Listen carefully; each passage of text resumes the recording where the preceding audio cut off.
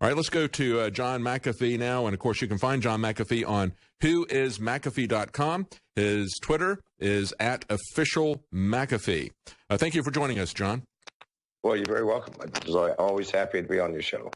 Well, thank you. And it's always interesting to talk to you, especially now that you have upped the ante on your bet. You famously said that you would eat a certain part of your anatomy if Bitcoin failed to get to $500,000 by 2020, and you said that this summer, and I had you on, we talked about that briefly at the time. Yes. Now you have upped that to $1 million because it's rising even faster than you'd anticipated. What did you base this on? What assumptions and give us an idea of what kind of analysis you used? Was this something that you did mathematically, or is this just a gut feeling that you have? No, I am a math major, and mathematics is my business. I'm a programmer. It was based on some very simple assumptions. There can only be 21 million Bitcoins. That's the max. 4 million of them have already been lost. So now we're down to 17 million. And we have the entire world that will be potential users. Now, when I made that prediction, I also predicted that it would be $5,000 before the end of 2017. Well, it almost peaked at $12,000 today. So yes. Clearly, my assumptions were way off. Now, I will not have to eat that part of my anatomy, I can assure you. I am perfectly safe at $1 million at the end of 2020. See, here's the problem. Everybody is making predictions based on the old paradigm of investment and growth, where 10% is astonishing. Well, we get 20% a day, consistently sometimes with some cryptocurrencies. Why? Because the supply is limited. We can't print anymore. Like you can print more US dollars, you can print more British pounds, you can print more Japanese yen. You cannot create any more Bitcoins and the maximum of 21 million. Now, if you take 21 million coins and let's say only half of the world ends up using Bitcoins, well, we've got 2.5 billion people using 21 million coins. Please just use your head. $1 million is nothing in 3 years, if I am correct. And I am correct. I don't make bets and lose them. My wife can tell you that. She's holding the phone here. So it's an easy bet. It's something I can absolutely guarantee. Now, since I said that, a bunch of people have jumped on the bandwagon, okay? Why? Because I said it, and I stand by it. And Bitcoin is accelerating in its value. Yeah, we've got a lot of people that are saying that they expect by the end of next year, quite a few people said $40,000, $50,000. You're probably even higher than that in your estimation if it's going to get to $1 million by 2020. They're saying $40,000, $50,000 by the end of 2018 is what many people are expecting now. No, my figure's at 78,000 by the end of 2018. However, what astonishes is people say, we think Bitcoin is going to be 14,000 by the end of 2018. What paradigm are they using? They are using the old paradigm where you do have bubbles, where things do pop, where you do have corrections. The word correction cannot be applied to Bitcoin. That's from an old paradigm. Well, I want to talk to you about some of the stuff that is coming out. There's a couple of things that I want to hit with you. One of them is as somebody who is who's been there from the beginning in terms of cybersecurity. I want to talk to you about just tips that you would tell people in terms of how to protect themselves against cyber theft. We'll get to that in a moment. But the other part of this, besides the limited number of coins that are there that are fixed in this algorithm, is the fact that it is being pushed back against by many governments. We now have the UK saying we're going to come in with a regulatory crackdown. We've already seen it in China. You're in Asia as well. You were there, and we saw what happened with that. Many different ways that you have central banks and governments trying to attack. Many people believe that there was a direct denial of service launched against, say, Coinbase and their trading site last week that caused that flash crash from about 11,000 down to 8,500, but then it recovered. And we've seen the same type of thing coming from Jamie Dimon and the world's biggest hedge fund manager, both attacking Bitcoin. That happened just before I talked to you the last time, and that had taken Bitcoin down from $4,000 to $3,000, but then it recovered and lost about a quarter of its value, but then it recovered in just a few days. So we got these attacks coming from the central bankers, from the investors, from the regular banking industry, as well as governments coming in to try to regulate this. But then still in China, it's still going strong. People don't realize how strong it is in Asia. That's why you're in Asia, right? And I know you got a cold. I thank you for joining us. We were going to have you on Friday, and you were very sick with the flu. So I really appreciate you coming on today. So here's the problem. It does not matter whether governments like Bitcoin or not, whether banks like Bitcoin or not. And I was on with Jamie Dimon when he was saying Bitcoin was a fraud. Well, it's clearly not. Jamie Dimon is head of America's largest bank. Obviously, he's frightened. All banks are frightened.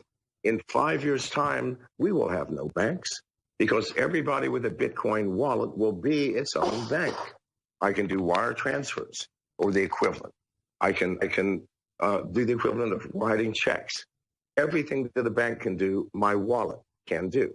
And this is the problem. Banks are looking at coin exchanges now. I have developed, in conjunction with BitIndia in India, a wallet which is distributed. You cannot shut it down. Hang on, we got to take a quick break, and we're going to be right back to you. And I want to talk about the wallets and how these people are trying to attack us. And of course, they came after Ross Ulbricht. That was one of the key things that they came after him for, was because he was using Bitcoin. And the early adopter of it, they saw that as a threat. They do see it as a threat. Stay with us. We'll be right back. Tonight, we're talking to John McAfee specifically about Bitcoin, because John McAfee is a pioneer now and has been for a while in cyber currencies as well as in Bitcoin mining. He was a pioneer decades ago in terms of virus protection software. So I want to talk to John about what is going on. Of course, we talked in the last segment about his prediction of Bitcoin increasing, why he was confident of that. Says he had come about that by a mathematical analysis, not just a gut feeling. And when we look, John, at what's happening here, this is something that is a global phenomenon. You're in Asia right now because that's really where the demand is the biggest. People don't realize that. We don't really focus too much on news outside the U.S., but last week it was trading up about $1,000 or so higher in South Korea and Japan. It was up over 12,000 at that point. And people don't realize that about 74% of the global Bitcoin trades are from South Korea and Japan, especially in Japan. They're using it quite a bit in terms of, we've now got you on the phone. Let's see, in terms of quite a bit in terms of actually purchasing stuff that's a threat to the central banks. And that's why there are so many efforts to try to undermine it. Go ahead. Yeah, so in September, I was supposed to give a talk in Beijing at BitCan, one of the largest Bitcoin conferences. The week before, China shut down the exchanges and made ICOs illegal, which was the topic of my talk. Had I shown up, I would have been arrested. The entire conference was moved to Hong Kong. Oddly enough, every keynote speaker that was to speak at that conference showed up in Hong Kong, and almost everybody who had registered. That shows the dedication. But let me get back to what we were discussing earlier. There's nothing that governments can do to shut down Bitcoin. Now, they could stop me from showing up in Beijing. I'm a human being. They could stop me at the airport and arrest me. They cannot stop and did not stop trading in Bitcoin or any other cryptocurrency. It is impossible for a government to stop a distributed system like Bitcoin. And now that's right. It actually went up, didn't it, in terms of the amount of Chinese yen buying a Bitcoin? It went up from 5 to, I think, to 20%. Then it went back down to like 13%. But it actually is still 2 or 3 times what it was before they prohibited what it was before. So prohibition requires enforcement. How do you enforce people not using Bitcoin? You would have to have an agent for every citizen within your country. They would have to come into your house and monitor your computer usage 24 hours a day. It is not possible. You cannot enforce any of these bans. And this is what governments do not understand. Banks are more terrified than governments. Governments are going to lose revenue if they're taxing income. Banks are going to lose their entire business because a wallet is a bank. End of story. So do you see the banks trying to offer, and this is what a lot of people talk about, we see Venezuela is coming out and saying that they're going to offer a cryptocurrency. Interesting enough, because in Venezuela, they're one of these states like Zimbabwe and others where people are trying to flee the country with their capital. That's been one of the things that is so attractive about something like Bitcoin. And so now they're trying to come out and say, we're going to run a cryptocurrency for people. I think that's too little too late for Venezuela. But other countries have talked about going into competition with Bitcoin, like China and Russia as well. Yes. But you cannot, because these cryptocurrencies that governments are offering are centralized. It's just like things are now. They have central control. They can control the price. They can control the fluctuations. They can control interest rates. No, Bitcoin is not centralized. It belongs to the people. It has taken power away from centralized governments and banks and given that power to the people. When a government issues its own cryptocurrency, they're missing the point. They're simply taking that power back. Are you going to accept that? I'm not. Go ahead and issue a cryptocurrency. America, England. I don't care. I'm not going to use it. I'm going to continue to use Bitcoin. That's right. And then when you look at efforts like China and now being reported, UK, as a matter of fact, last week, some reporter pitched out a question to President Trump. What about Bitcoin? Well, we got Homeland Security looking into it. If China, if the United States, if UK try to put restrictions on people taking money in and out, we still have places like Japan that are going to, or Switzerland, that are going to run into this and say, embrace it, and people will still be able to get their money in and out through those currencies, wouldn't they? If they wanted to. Absolutely. And again, the exchanges are now moving to distributed wallets. There is no more central exchange in the new paradigm of Bitcoin. Exchanges, you will be part of a distributed exchange. If someone shuts you down, it's not going to shut the exchange down because the exchange is spread across millions of nodes, millions of users, millions of wallets. So there's nothing technologically, legally, legislatively that can be done to stop or even impede the growth of Bitcoin and other cryptocurrencies. Now, you're talking about a distributed wallet. That's something that many of us don't know about, including myself. Tell us a little bit about a distributed wallet and how does that compare to, like, say, a hardware wallet where the keys and everything reside on a separate device? When I say distributed, I mean wallets that are including a distributed exchange. Instead of having an exchange which is located in one country with massive servers, that exchange is now distributed among millions of users of the cryptocurrency. So you cannot take it down. The exchange process itself, if you want to exchange Bitcoin for Ethereum, there is no central exchange. It's done with everybody's wallets communicating simultaneously. It cannot be taken down. It cannot be located. It does not exist in any one location. It is an idea made manifest through millions of people accepting and embracing the idea. So when that happens, give up government. End of story. War over. People won. Government lost. That's a great idea. Now, in the past, you've talked about the necessity, and we've heard it as well from Kim.com, the necessity to have some kind of a replacement, perhaps, for the internet that would allow us to escape the approaching centralized control that the government's always trying to exercise over this. If something like that were to come up, it would be easy to move the cryptocurrencies over to that exchange as well, wouldn't it? That new internet. And there are thousands of people working on this, and it will happen. And the internet itself will then become distributed, starting with local nodes where you're in a town like Lexington, Tennessee, where I am, and everybody in that town has a local internet connection between each other. And then that town will connect to the next town. And then one state connects to the next, and one country connecting to the other. All of them decentralized, no central control, no ownership. Nobody is the boss of that internet, and it's coming. We all know it's coming. That's great. That's, I think, the real hope of humanity.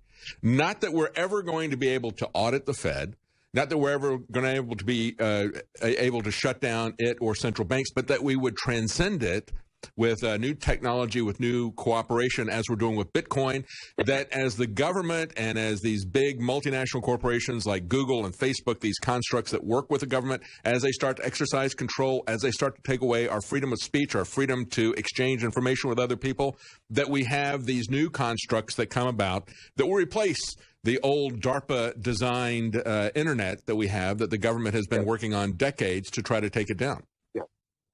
Yes. All right, we got to take a quick break. Yeah, we got to take a quick break. We're going to be right back. We're talking to John McAfee. Hey, folks, freedom is breaking out. And the most hopeful thing about this is we don't have to go begging to our masters for this. We can create the new infrastructure for this, as financial as well as informational, to transcend them, to go around them, to make them irrelevant. Stay with us. We'll be right back. We're going to talk to John McAfee one more section. I'm David Knight. We'll be right back. Stay with us. About cryptocurrencies, and we're going to talk about some other cryptocurrencies besides Bitcoin. But before we get to that, John, I want to ask you about one more thing here, and that is something that was brought up in an article on Zero Hedge, talking about the fundamental values in terms of a storage of wealth. And by that, they mean people will store values in high denomination paper money. And in the same way, people are storing money in Bitcoin. We see the investment speculation that's going on there, and that's the noise that we see on top of all this. But at the bottom of that is the basic way that you use money, and that is, of course, to buy and sell things, but as a way to store wealth and to transport it to other countries. I have a feeling that a lot of the unrest that we're seeing in a lot of these third world countries, whether it's Zimbabwe or Venezuela or maybe even in Saudi Arabia, a lot of that may be driving people to put their money not in $100 bills that can get quite bulky to move around, but in some cryptocurrencies. And they point out that if you look at the total value of what's out there, they say about $1.1 trillion of $100 bills that are not counterfeit in global circulation. If you add in the counterfeit stuff and everything, you're probably about 1.7 billion. So they look at it and they say, right now, Bitcoin's share of that portable storage of wealth market is about 8%. And all cryptos combined, it's only about 15%. They said if Bitcoin were to go to 20,000, there would only be 14% of that market share. If it were to go to 100,000, that would only be 33% of that. So that's an important part of this, isn't it? It is indeed. And I did factor that into my calculations. Now, let's talk about value. What is the value of a $100 bill? Isn't it just the paper that it's printed on? That's right. My company, MGT, is one of the largest Bitcoin miners outside of China. It costs me almost $2,000 to create one Bitcoin. Wow. One Bitcoin. That's an electricity cost, management cost of machines, amortized. So I know the value of a Bitcoin because we work hard to create them. So what's the value of one Bitcoin? It's got to be at least what it cost me to create one. What's the value of a $100 bill? 5 cents worth of paper, possibly, and ink. That's right. So, and a decision by the Federal Reserve Chair to decide, hey, let's print some more of these things. Yeah. Let's print some more of these things. Yeah. So let's talk. There is real value to cryptocurrencies. It takes work and time, electricity, software, and a lot of intelligence to create one coin. So surely I must think there's value in it, else we would not spend the money to create these coins. Sure. So there is inherent value just in the work, the proof of work to create a single coin. All right, let's talk about some of the other cryptocurrencies, because you're pointing out that this is they have the metaphor of mining because it's really work that has to be done. And when we look at all these wild fluctuations, we understand that on top of the monetary aspects of these cryptocurrencies, there is speculative investment. People like to say, well, the tulip bulb bubble or whatever, or talk about the real estate bubble that we had in the early 2000s. But of course, that was created by who? The Federal Reserve, the government, the banks, and so forth. They don't talk about that too much. They always want to go back to the tulip bubble thing because that's too close And that shows that they were the ones who created that bubble and burst it. Let's talk about the other cryptocurrencies, because when you talk about the fact that we have a limit to the number of Bitcoins, 21 million, 4 of them have disappeared, so that leaves us 17 million of those. The other part that would come in terms of, we're not going to be able to have any more of that in terms of gold, but we could have other cryptocurrencies. How does that work into the whole calculation here? Well, there are thousands of cryptocurrencies now, literally thousands. The top are things like Ethereum, Litecoin, Monero. Of those, Monero is the one that needs to be watched the closest. And here's why. The dark web is where Bitcoin first got its use. If you wanted to hire a hitman to buy illegal drugs, to get a live tiger from the jungles of Asia, you would pay in Bitcoins, all right? Now it's 100% Monero. Why? Because Bitcoin can be unwound with enough computing power and enough will. Like if the FBI wanted to, they could find out who a person was in the specific transaction. That's right. Go back to the blockchain. They could go all the way back to when you first got into the system. Yeah. Yes. But with Monero, it is impossible, utterly impossible. It is completely anonymous and completely private. So that is why in the dark web, everybody's using Monero. But what I have discovered is what starts in the dark web in terms of cryptocurrencies leaks out into the world of light, the world of above board business. Because all people, I believe, all people would like to have anonymity and privacy in terms of their financial transactions. And if I'm right, Monero bears watching very closely. I think you're absolutely right. I mean, you look at what's happening now. You have Coinbase and others now require that you send them pictures of your driver's license and so forth. So we're getting the government regulations in that way into the back door. And I think you're absolutely right. There's a lot of value, and people are realizing the value of privacy and anonymity, whether or not they're involved in anything that the government wants to do. And I think that's why they came after Ross Ulbricht and Silk Road so heavily. The coins, I just saw an article from Free Thought Project, the coins that they stole from Ross Ulbricht and Silk Road are now worth $1.74 billion. Isn't that amazing? Yes, it is. And they did steal them. They did steal them. And Ross Ulbricht is a special case. I do not think that that's going to happen again, because Bitcoin has now almost universally been accepted as, okay, it's above board, it's open, it is a currency, people are using it, and you're not going to stop it. Monero, when Monero hits the light, and it has in many cases, we're going to have a serious problem with governments, because there's nothing that a government can ever do to determine who is doing what. And this scares governments, obviously. It does not scare me. I think it's the greatest thing since sliced bread. That's great. That's great. Well, and the only thing that I would be concerned about, and I hope it does succeed, I see them coming after people like Ross Ulbricht. I see them coming after people like Kim.com, just like they came after Martha Stewart or Michael Flynn. They get somebody that they want to punish for political reasons, or they want to make an example of, and that's the key thing there. So Monero is what you're looking at now as most optimistic in terms of cryptocurrencies, because it provides a different level of anonymity that they cannot walk back like they can walk back the blockchain on Bitcoin. Is that correct? That's correct. And if Bitcoin does have a competitor, or will have, it will be Monero. Very interesting.